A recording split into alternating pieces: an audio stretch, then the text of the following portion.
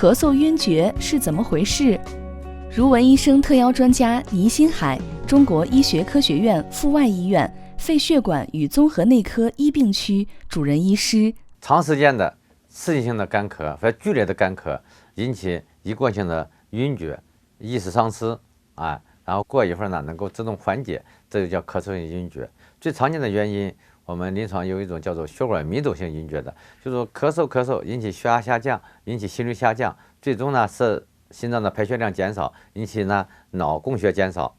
就会引起意识丧失，这是一个常见的一大类原因。当然呢，咳嗽性晕厥呢，往往还有其他的一些原因，比如说肺部的原因，有慢性支气管炎呀、肺气肿啊、哮喘呀、缺氧啊、慢性肺病的情况下，容易常见的咳嗽会咳嗽晕厥过去。还有一些其他原因呢，可能是心脏的原因，比如说有心脏的心律失常传导阻滞它可以引起晕厥。还有一些少见的病，比如说梗阻性心脏病它不咳嗽还晕厥呢，它一咳嗽更容易诱发晕厥当然，晕厥本身的原因很多咳嗽的时候呢，是一种特例的表现。既然是引起晕厥了，